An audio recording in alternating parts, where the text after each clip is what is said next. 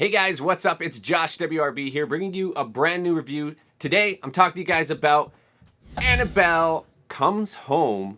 But before I get into that, I just wanted to tell you guys, I'm excited for the future of this channel. My buddy Ben and I are working on a brand new show, deep diving into old school horror movies. It's going to be a podcast style thing with guests, with other segments. Lots of episodes coming your way very soon on this channel, as well as other podcast networks. So get excited for that, because I am 100%. I have a whole wall, you can't really see it, behind me of horror movie memorabilia, toys, stuff like that. That is what I am obsessed with. I have, like, you know, zombies tattooed on my arm, and just everything horror is my life. So I thought I would niche down this channel a little bit more into the horror genre and just have a lot more fun with horror in general. So today we are talking about Annabelle Comes Home. If you didn't know, well, Annabelle is, I think, the 7th film in the Conjuring universe. 7 films, wow. And the 3rd Annabelle movie. 3 movies about this doll already, which is kind of crazy because the first one sucked. Then David F. Sandberg comes in and makes the second one unbelievable. I loved the second one. And it just goes to show that you get a good director and it's going to be a good movie. Now David F. Sandberg's gone on to direct Shazam, which I loved. It was a banger. DC, put the movies in hands of directors like that and you're going to have better movies. Like, this one is directed by Gary Duberman. He wrote all the other Annabelle movies, as well as Are You Afraid of the Dark, which is coming out next year. I don't know if you guys know what Are You Afraid of the Dark is. I think it was a Canadian, like, I'm from Canada, so it's a Canadian franchise. It was a show on YTV, and I grew up loving that. That was like my introduction into horror. Goosebumps, Are You Afraid of the Dark, same sort of like concept, like a Tales from the Crypt for kids. Love it. Love that that's getting a new voice. He's a really good writer, other than this movie. He wrote this movie as well, by the way. Okay, the synopsis of Annabelle Comes Home is: determined to keep Annabelle from wreaking more havoc, demonologists Ed and Lorraine Warren bring the possessed doll to the locked artifacts room in their home, placing her safely behind sacred glass and enlisting a priest's holy blessing. But an unholy night of horror awaits as Annabelle awakens the evil spirits in the room, who all set their sights on a new target: the Warrens' 10-year-old daughter, Judy, and her friends. Okay, so that is the whole movie.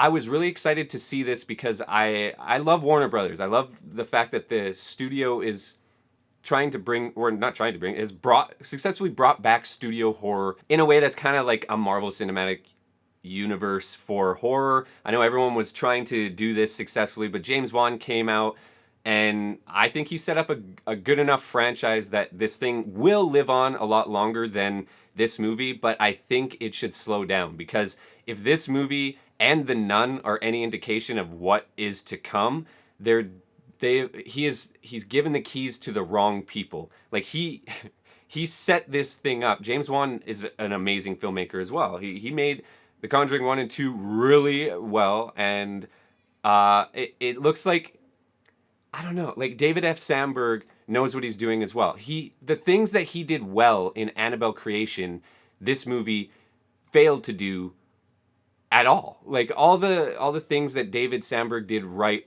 with the tension build, he built tension so well in that movie that it was like tiring, because it was like, whoa, that was so well done, and then it was on top of each other, on top of this one.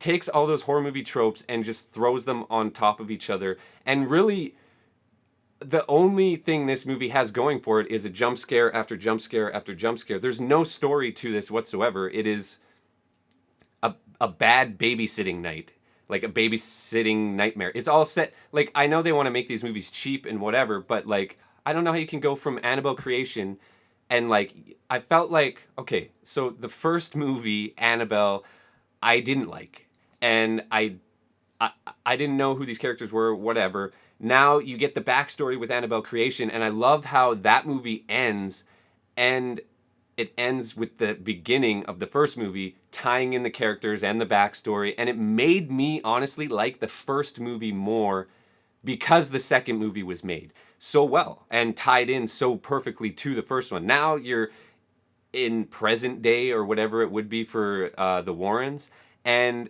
I was so excited to see them in a movie outside The Conjuring as those characters, but they were just bookends to this movie and just cameos just to tie them in to the rest of the franchise. And that's the only reason they were there. It was so one note, nothing really to it.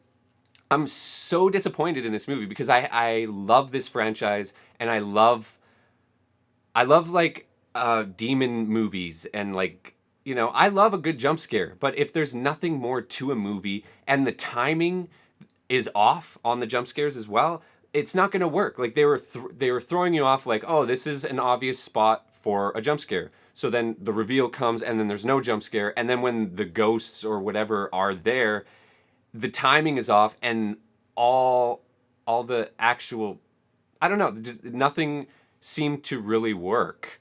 The best character is the funny guy, and he's only in it for like 5 minutes. If there was more of him or more comedic relief, it's so flat. I really hope they right the ship with the next films, and or just stop altogether. Like I don't know. I was so excited to hear that The Conjuring was making a cinematic universe and that we were going to get to know more characters. I feel like this movie was almost a vessel just for more movies to come out from that room. Like, I feel like they could make a whole movie on that werewolf character, and it potentially could do well, but I don't know. It's almost like, hey, remember that room with all those plot devices? Yeah, that is the whole point of this movie, just to show off that room and show off the capabilities of making more films out of these plot device things that live in that room. Annabelle is definitely the best prop in the room and the best thing to attach another movie to, but I really feel like it fell flat, and it is definitely one to skip. I wish we went and saw Child's Play instead. I heard a lot of good things about that. I have a lot of nostalgia about that movie as well. This one is a skipper. It's getting 1 out of 6 bottles from me. It was not as good as I wanted it to be. And we saw it in IMAX too. There was like 3 other people in there opening night.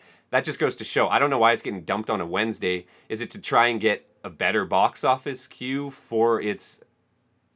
I have no clue. It's in theaters at the exact same time as Child's Play and a Toy Story movie. So I don't understand what all these like toys coming to life movies are doing in theaters all at the same time. But that's what we have to watch in theaters right now. I can't wait for Midsommar.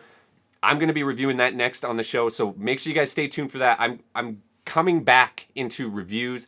I'm starting to come up with ideas for more shows or web series for this channel as well. So I am in a band, and I will be announcing that a lot more, what the band is, and I will be following us around and doing some stuff showcasing that on the channel as well. So there is a lot coming to the channel very, very soon, and I'm super excited about that.